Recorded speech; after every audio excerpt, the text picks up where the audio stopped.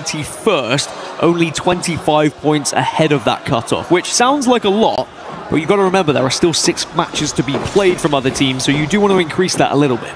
Well, this is Dory. This is the team who really do have the most on the line in the last 2 games. You mentioned, when we look at the standings, they are currently inside of that bottom 6. Now, they need to be outside of that bottom 6 come the end of these games to even have a chance at surviving in this tournament. Of course, we have the other groups to play a little bit later on today, so they will have to watch and hope from the sidelines, but you got to put it in your own hands. Big games from Dory gives themselves a lifeline. And that's the thing, you can get out of that bottom 6 and be 1 point ahead, but then all it takes is 2 of those teams in the bottom 6 getting 2 points, which is very easy to achieve.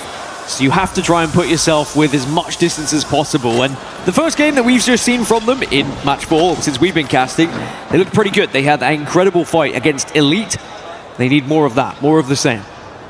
The Ninjas in Pyjamas have made their move, as have Wolves Esports. They came all the way from Zeus Station, which I say all the way, not particularly far. A hop, skip, and a jump when we talk about POIs being close to each other, and they're going to play the rock formation with their backs clear. Now, the good news for these teams who are here early is they won't have to look to the skies in this game. We mentioned the Valkyrie ban means that it's a more linear game for them. The skies will be empty unless there's a few evac towers coming a little bit later on.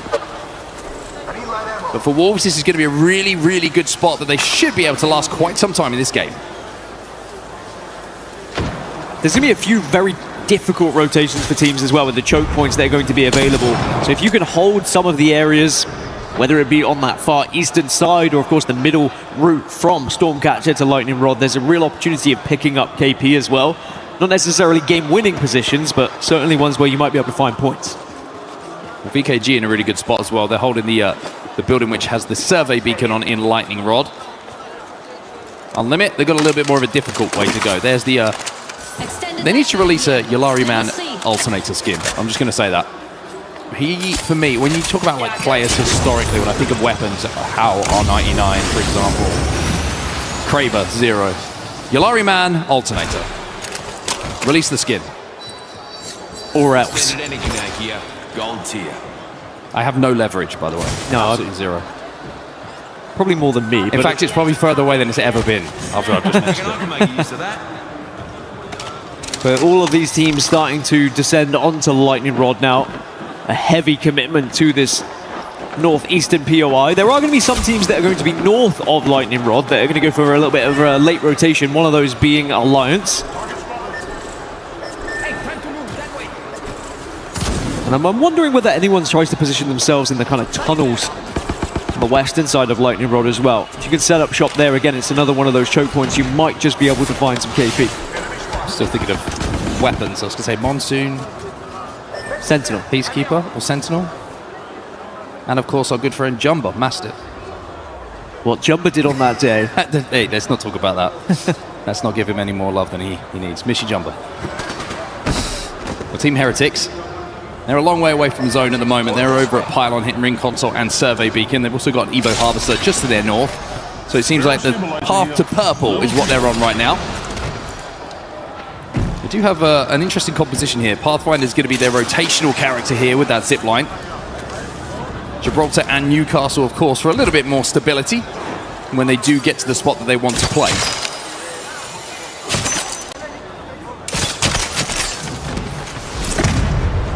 I think Shopify Rebellion might have heard Team Heretics here as well. They're certainly moving towards them at quite some pace. They also might be trying to hit information as well and Evo. But I think we're about to see a clash between Shopify Rebellion and Heretics. Yeah, they finally got eyes on them.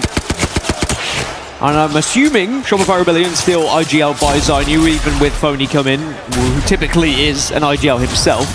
That'd be brash. It would Phony. be. I'll play if I can IGL. Well, it's quite funny because he did used to IGL Zainu. And there's a lot of history, let's put it that way, between these players, but I'm sure they'll be extremely thankful that Phony has come in. And look, we even had a player picture ready for him. It's like he did Media Day for another team. He's just been passed around here. Passed around. Does he want to cast? Love to have him in the booth. I actually would. Well, good news for everyone as well. So we'll tweet a little bit earlier saying he's feeling much better. So that is great news. We will see him back for the rest of the tournament. I'm sure Shopify would love him back. We certainly would love to see him competing once more. This is where the zone is going. You can see it's going to be an interesting one. I wonder if Shopify were moving towards Pylon for the next bit of information. Great zone read coming in from Team Falcons, though, I will say, and Wolves Esports. Off the back of that first ring console that they got, the second zone, they are in prime position now to be involved in this end game. And this is another one. It's a really, really tough zone. You're going to see a lot of teams kind of build up around where Reject, Sentinels, Alliance are flying into right now, because this is the only real building, playable space. Everywhere else is just open ground and rock formations. Falcons' job is to hold off the likes of Alliance, who are going to land here in one of those rock formations, because they will be able to peek down onto them, but that's just great game knowledge coming in from Hackers. What spots are playable and what spots aren't? Be careful here, Unlucky. That bubble's going to be up for long enough to get him to pop the battery before he gets that castle wall down. And look at this composition that Alliance are running as well, by the way. So they don't have that same information that everyone does from ring console, survey beacons, etc. So instead, they've just brute forced it. Asia. Oh, that Prowler! That made things interesting. Dexter now left on his own, though. Unlimit still with 2 on their feet, and Team Heretics are coming in to try and look at this one. The Fuse using that knuckle cluster to get a little bit further than he used to be able to back in the day, to escape some of the danger incoming. Team Heretics with the perfect third-party opportunity. Two teams are in pretty similar positions in those overall standings as well. Heretics down in 28th, Gen G in 26th. Both somewhat vulnerable to elimination, I would say, in their current points total. So you want to be adding a little bit more and accumulating some of those points so that you can get further away from said elimination spots and make it a little bit more difficult for the chasing pack. Because even though we assume the bigger teams are going to be getting the points and those in the bottom 6 will be getting less, there's always that what if. Suddenly those teams in the bottom 6, all of them start to perform and find wins. Well, Peace is alive. And he says, peace. I was going to say, he's certainly not thriving at this point, but being on Fuse makes it a little bit more fun to be playing on your own, I will say. Does have the option of the Crafter next to him, but it looks like Gen G are trying to think something similar. I think Unlimit and the Peace are deciding that maybe this Crafter is looking a bit busier than I wanted it to, so they are scarpering away out there, trying to just survive. And luckily for Gen G, Heretics' attention on Limit, as Gen G, I think, were able to hit said Crafter. So perhaps we'll see them back into the map. As now all these teams that have been able to find their way over closer towards Lightning Rod are now starting to realize that they're not going to be alone. It's going to be an unnervy time going into the next zone. Heretics are going to head back down south. I wonder if they're just hitting a survey beacon. So it elsewhere. has to be a survey beacon. You can see the Flat have just lost 2 by the looks of things down in that spider cave. And in fact, they're up on the high ground. The last player alive is taken down. Flat are eliminated, and Nemesis, who are 3rd in this group at the moment, after that win that we saw a little bit earlier on Olympus, pick up a couple of easy KP here. Another team that's currently in the top 6 as well in the overall standings. Nemesis looking good for match point finals as it stands. But in this game, I feel like they need an evac tower to probably reposition, because if they try and brute force it through Lightning Rod, not necessarily going to go well. Yeah, the only real option is the zip line, but that's going to be risky with the amount of teams that are going to be in front of them, and where do you go to is the real question. We can see on our map overhead, very, very busy, as you would expect, in and around that zone. RRQ playing underneath the cannon here. Just to the south of Elrod here. Sentinels bubbling up to get a little bit of loot here. It's going to be a little bit quiet here, as everybody outside of Gen G and Unlimit, by the way, who both have respawned and got back to a full 3, are inside of the zone. Heretics are going to have a mythic bin just pop up as well, just to keep you abreast of everything that is going down. But with that zone pool, now everyone is going to know where they have to go. And all of a sudden, everyone was in zone. And as you can see on the map overhead, not a lot of people are. And you mentioned Falcons and Wolves. They called this one early. NIP have done very well with their position. And Alliance on their late arrival. They would have liked where Falcons were. I think we had this similar read from Hackis that Hal had, but then he saw it was already taken. But the benefit of being where Alliance are over Falcons is the potential for KP, similarly to what Alliance had done in the previous. A lot of people are going to try and take that position away from them. But this is the unfortunate side of the zone at the moment, this western side. No one is really going to enjoy this route through. I think Gen G have been able to get out of the eyesight of Heretics here. This is the three-team dance that's been going on, kind of a mini-game. Team Heretics, Gen G, and Unlimit, and they're still all very close to each other at the moment. Team Heretics still have a long way to go. I think they've just given up on trying to hold out Gen G because of the time that they've got left on this zone. Speaking of time, it looks like Shopify and Rebellion, they've got to buy some because Elite Esports are pushing onto them, and Elite Esports are getting some good damage. It's actually going to be Team Heretics from distance here who get one of those knocks. Light answers back himself.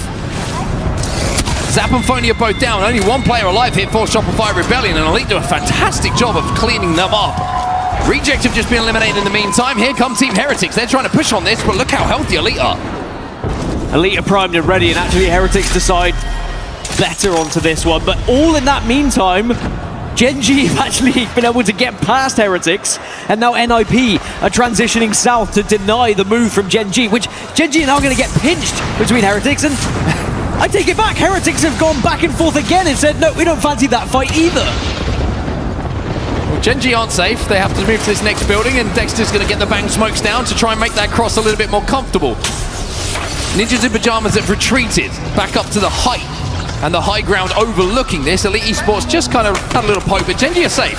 Gen G have actually pulled off a little bit of a madness here by getting somewhere safe. Well, it's because NIP didn't want to give up their genuine position. They were just kind of trying to apply a little bit of pressure and presence, but they had to focus on the bigger task at hand that was the final circle, which they already had a spot in. As now Shopify Rebellion having to use this bubble just to stay alive right now. GK Esports have been eliminated, one of the teams inside of our top three in the last game.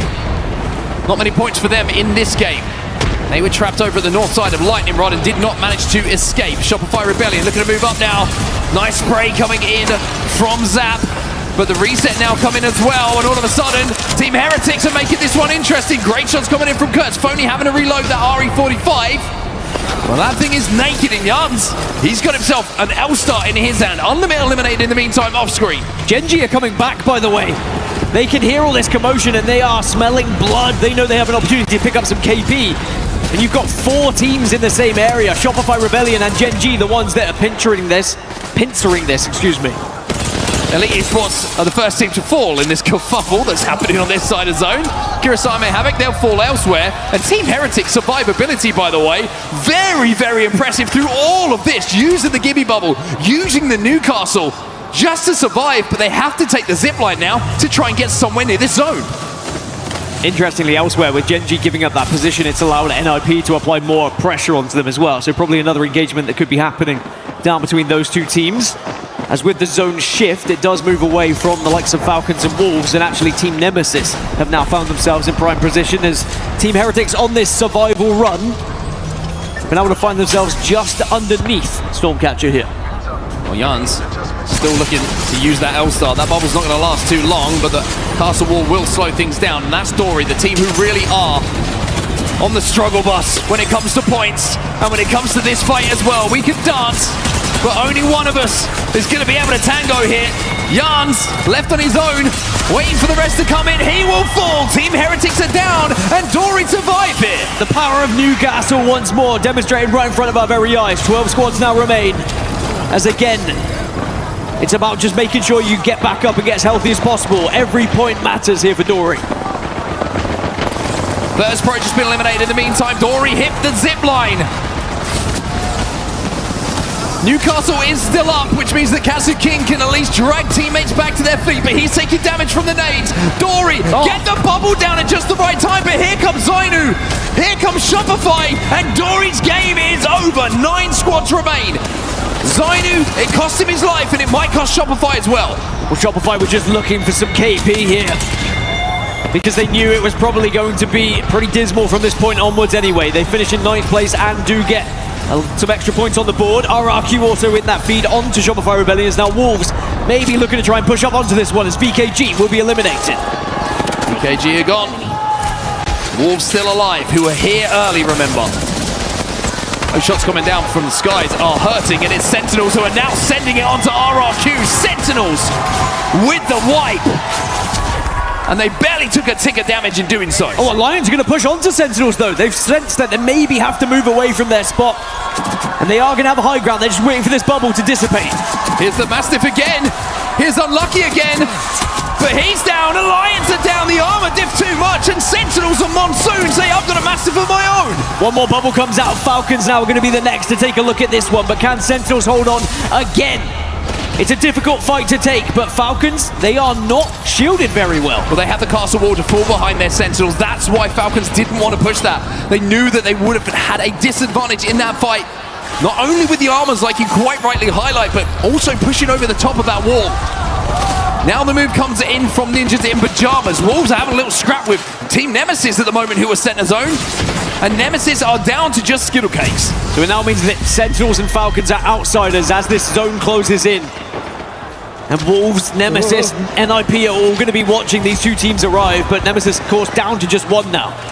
Well, nobody's looking at Skittle Cakes. The Wraith Portal is down here for Sentinels to try and find somewhere to play. Wolves will be safe on this edge of zone behind the Newcastle wall as well, so they are set up beautifully here. Sentinels get a knock onto NIP. They are sending it onto Ninjas in Pajamas, and at the moment they are winning. Monsoon gets the second, NIP out. The momentum seems to be with Sentinels in these close-range fights.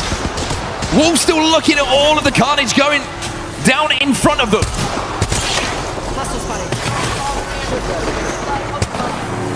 And somehow Skittle Cakes is still alive.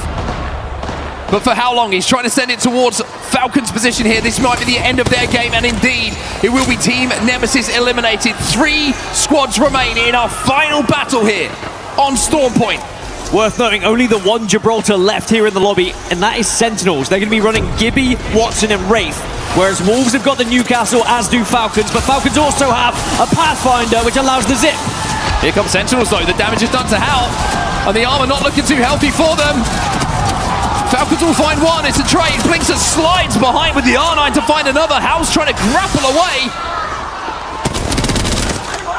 Wolves moving up onto the high ground. Pieces of both teams in front of them, but can they collect them and collect the win? Yeah, Fun's trying to bounce off. He's trying to get away, see if he can reset a little bit. As Hal is unable to do so, Falcons go down. And Wolves Esports, now it's just a simple 3v1. Blinkster, you don't get to take me down because I'm in the void, and even though you hit the evac, Wolves will be your champions.